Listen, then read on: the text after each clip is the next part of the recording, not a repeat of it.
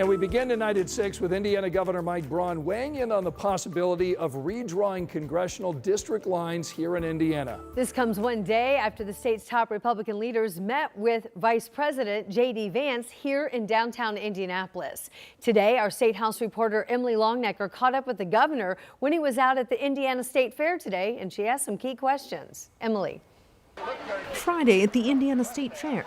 I had to have 3 cups of chocolate milk. Governor Mike Braun took a tour of Indiana of sorts, sampling some of the food produced right here by Hoosier farmers. The visit coming at a time when the governor is contemplating whether to call for a redrawing of Indiana's map of congressional districts. Vice President JD Vance came to Indiana Thursday to meet with the governor, the Speaker of the House, Todd Houston, and President of the Senate, Rod Bray. And we had a good conversation. The governor said he expects to have more talks over the coming weeks with state lawmakers about the issue. We think it's important to get out there and discuss it with the legislators, and that's what the Speaker and the President of the Senate's going to do, and we'll do that over the next few weeks. And they're okay with that because they want to make sure that if there are questions, they can answer them, and that it's going to get broad-based support. Vance's visit comes as part of a much larger push for redistricting in Texas. With new maps there comes the possibility of Republicans gaining up to 5 more seats in the House. Democratic state lawmakers in Texas have left the state to avoid a vote on the proposal.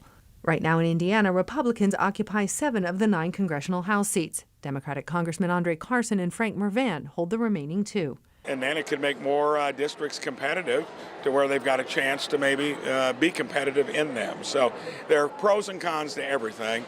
I'm going to be mostly interested to see if there's broad-based support among our own legislature and then go from there. Former Indiana Governor Mitch Daniels published an op-ed in Politico Friday saying of redrawing the maps, quote, "It would be just wrong," and, quote, "People there have a right to pick the person they want."